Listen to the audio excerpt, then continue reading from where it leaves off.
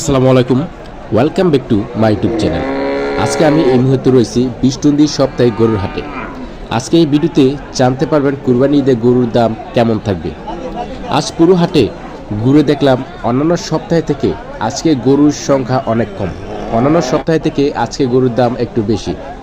গবাদি পশুর সংকট ও উচ্চ মূল্যের আশঙ্কা দেখা দিয়েছে।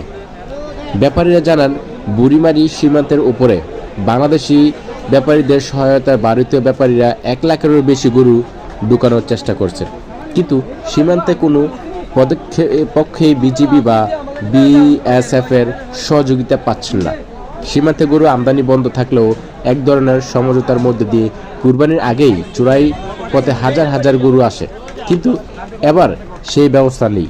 সীমান্তে কড়াকড়ির কারণেই চোরাই পথে গরু আনা যাচ্ছে না।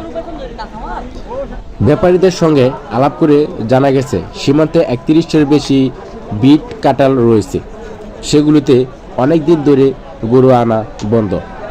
খাটালগুলো গরুর অভাবে খা করছে, অথচ অন্যান্য বছরে এই সময় সেগুলো জমজমাট থাকত। চাঁপাইনবাবগঞ্জ, রাজশাহী, সাতক্ষীরা, নওগাঁ, কুড়িগ্রাম, লালমনিরহাট, মৌলভীবাজার, হবিগঞ্জ, সিলেট সহ কিছু সীমান্ত দিয়ে চোরাই পথে স্থানীয়রা গরু চোরাচালানের চেষ্টা করেও ব্যর্থ হয়েছে। লালমনিরহাটের ব্যাপারী জুয়েল জানান, ভারত পাকিস্তান সীমান্তে যুদ্ধ অবস্থায় স্বাভাবিক না হলে এবার চোরাই পথে গরু আনা যাবে না।